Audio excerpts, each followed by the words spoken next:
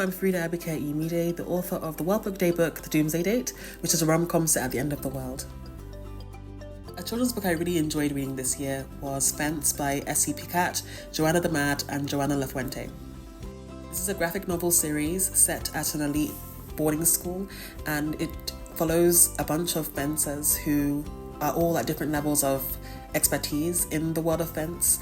And it's such a brilliant story about friendship and found family, and it's also very queer, and so I just enjoyed reading it. A children's book I've really enjoyed this year is actually a reread and a favourite of mine.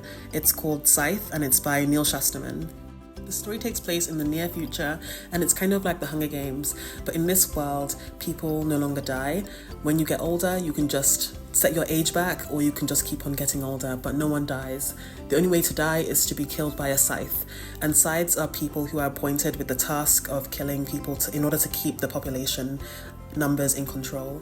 And I think it's such a brilliant story. It's so smart and it's so well written, and every year I read it around this time because I just find it so fascinating the way Neil Shusterman has taken technology from this today and just made it so much more interesting and more advanced. Alice's Adventures in Wonderland by Lewis Carroll. This is probably the story I own the most copies of, and the edition I'm showing today is the Chris Riddle edition, which is just so beautifully illustrated, and I really recommend checking out the illustrations for this one. But this is such a classic fantasy story, and I reread it every time I'm kind of feeling down and want a really whimsical pick-me-up, and it's just forever going to be a story that I am rereading and will always be a favourite of mine. The Princess and the Grilled Cheese Sandwich by Dea Muniz.